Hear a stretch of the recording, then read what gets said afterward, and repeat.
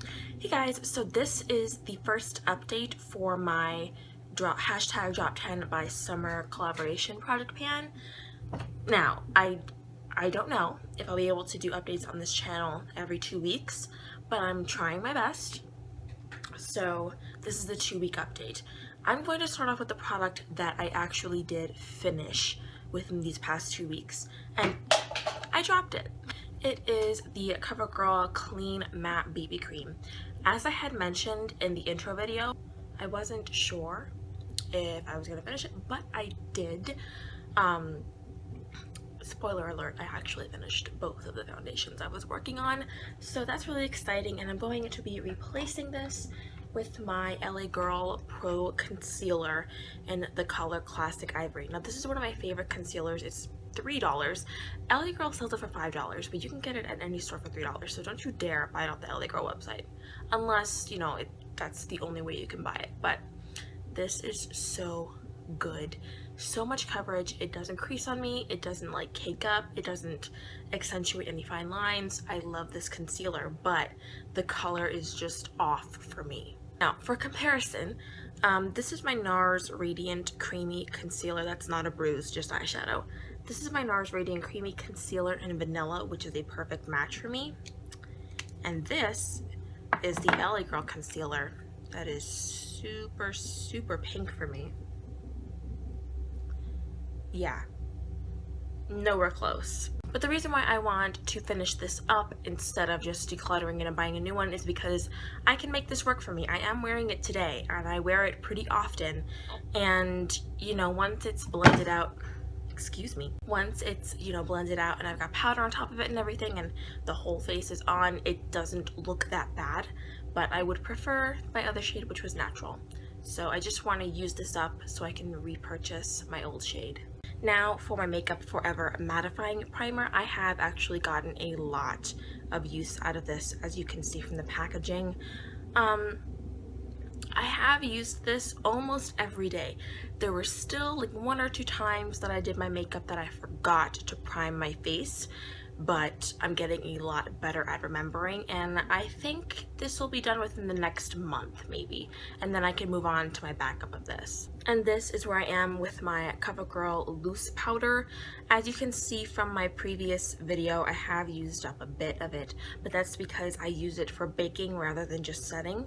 I do have like a video coming up after this. It's this look where I used all of my project pan items, so you'll be able to see how all of these work together. But yeah, that's my progress on this.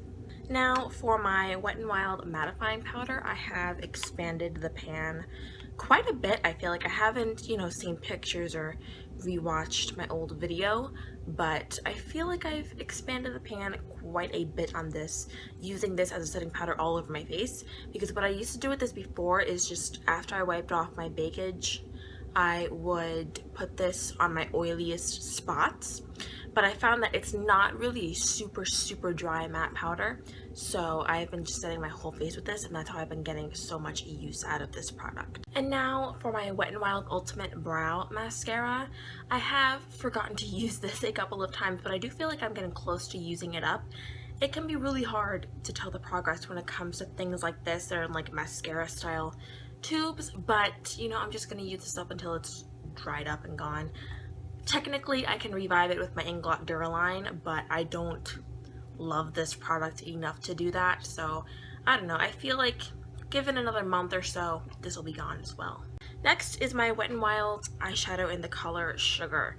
Now it looks like there's no progress on it because it is a pretty brand new product, but I have pretty much almost wiped away a pretty good amount of, you know, the design that's on the shadow.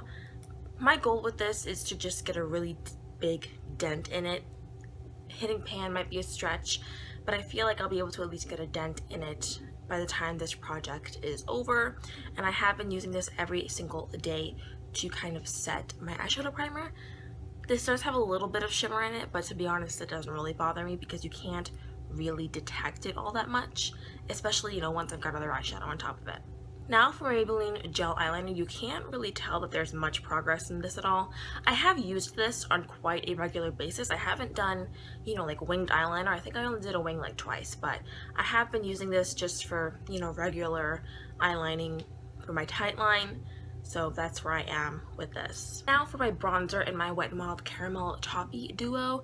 You can't really tell much progress. I have used this every single day, but I go in really lightly with my brush because if I don't do that, then I will look like an Oompa Loompa with this bronzer.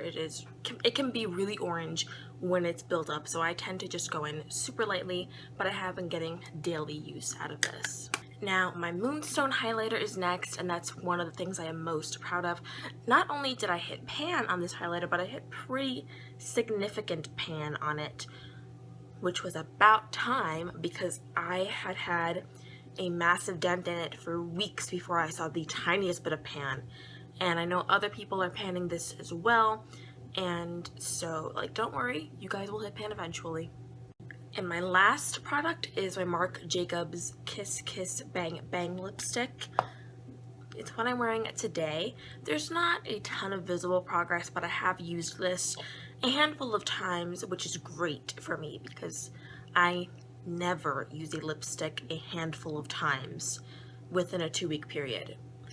I like to change up my lipsticks quite often, so I feel like even though there's not much visible progress, the fact that I've used this at least like 4 or 5 times since the project has begun is really good for me. I will say that that's something I've discovered while panning this highlighter, is that I don't actually love Becca highlighters that much. I've panned an entire Champagne Pop. I finished it off completely, but I don't know, it took panning this for me to realize that Becca highlighters are not that great for me. I just feel like I have to put down a liquid or cream base underneath, otherwise it's completely gone from my skin within like no time, which is not the case with my Anastasia highlighters or even my drugstore highlighters. So I think for that reason I'm not going to be purchasing Moonstone in the full size. I have Champagne Pop, which I love, but I think it's also because I prefer the color of Champagne Pop over this one. But I don't know, I just don't think that Becca highlighters are that amazing because they don't have the best lasting power on my skin. And I've heard this from a couple of other people as well, like Cassie from Thrifted. She mentioned it in one of her more recent videos and said the same thing, that they just don't last on her skin, so I know I'm not the only one. And as expensive as these Marc Jacobs lipsticks are, they are so good. I love how easy this is, like the shape of this lipstick. It makes it so much easier to kind of get a perfect line on my lips, and I love the formula, and I don't know, I think I might actually buy one in the full size. I'm not sure, it's so expensive though. But yeah, that was my update for my Drop 10 by Summer. I can't wait to see everybody else's updates, and if you want to join this project, you're more than welcome to. So I will see you guys next time.